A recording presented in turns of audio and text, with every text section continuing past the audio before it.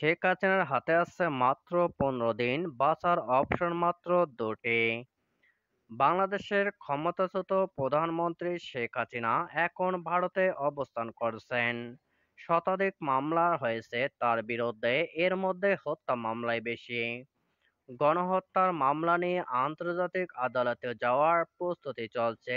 তার কূটনৈতিক লাল পাসপোর্ট বাতিল হওয়ায় ভারত থেকে অন্য কোনো দেশে যাওয়ার সম্ভাবনা কমে গেছে। ভারতের আইন অনুযায়ী বিনা ভিসায় শেখ হাসিনা সেদেশে ৪৫ দিন থাকতে পারবেন, এর মধ্যে কেটে গেছে ৩০ দিন, হাতে আছে আর মাত্র ১৫ দিন। এই অবস্থায় ক্ষমতাচ্যুত বাংলাদেশের প্রধানমন্ত্রী শেখ হাসিনার সামনে দুটি পথ খোলা রয়েছে। হয় তিনি ভারতে রাজনৈতিক আশ্রয় চাইবেন, নয়তো দেশে ফিরে আসবেন। এই মুহূর্তে আর কোনো অপশন নেই ৭৭ বছর বয়সী এই সাবেক প্রধানমন্ত্রীর হাতে। ভারত এখন কি করবে? তারা কি শেখ হাসিনাকে রাজনৈতিক আশ্রয় দেবে, যেমনটা দিয়েছিল ১৯৭৫ বঙ্গবন্ধু হত্যার পর? ৬ বছর ভারতের রাজধানী নয়াদিল্লিতে আশ্রয়ে ছিলেন শেখ হাসিনা।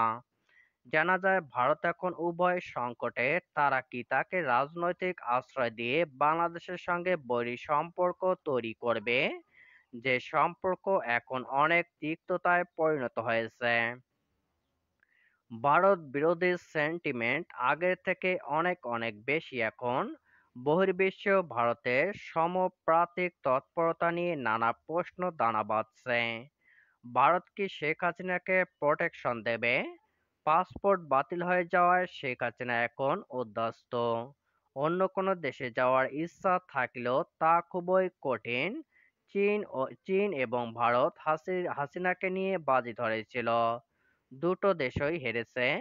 মাঝখানে জিতে গেছে অন্য একটি দেশ। চীন সতর্ক হয়ে গেছে। ভারত হাসিনাকে ঘিরে স্বপ্ন দেখছে এখনো। কিন্তু ইতিহাস অন্য কথা বলে।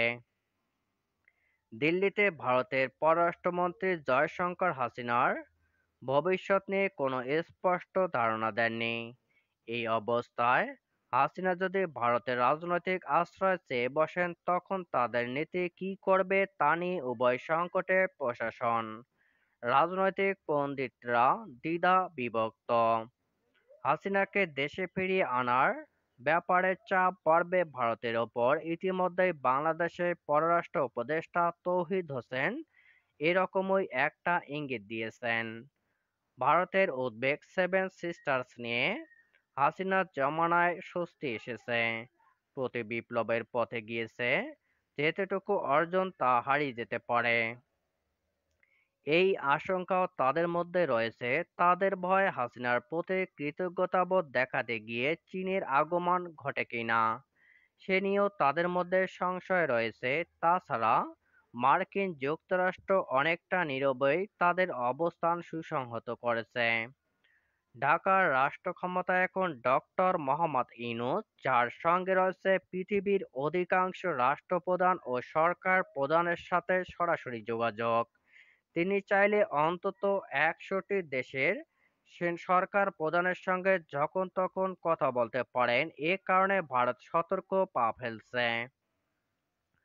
কূটনৈতিক বিশেষজ্ঞরা নরেন্দ্র মোদীর সরকারকে আবেগতাড়িত না হয়ে বাস্তব সিদ্ধান্তের পক্ষে মত দিয়েছেন। পরিবর্তিত এই অবস্থায় শেখ হাসিনার দেশে ফেরা ছাড়া আর কি বিকল্প রয়েছে? গণহত্যার অভিযোগে তিনি অভিযুক্ত হতে চলেছেন। পৃথিবীর কোনো গণতান্ত্রিক দেশ তাকে গ্রহণ করতে চাইবে না। সময় যত গড়াচ্ছে বাংলাদেশ নিয়ে, ভারতীয় ভারতীয়দের মনোভাব পরিবর্তন আসছে। দক্ষিণ এশিয়ার কোনো দেশের সঙ্গেই ভারতের সুসম্পর্ক নেই, যেটুকু ছিল বাংলাদেশের সঙ্গেই। ভুল নীতি কৌশল গ্রহণে সেটুকু হারাতে চায় না ভারত।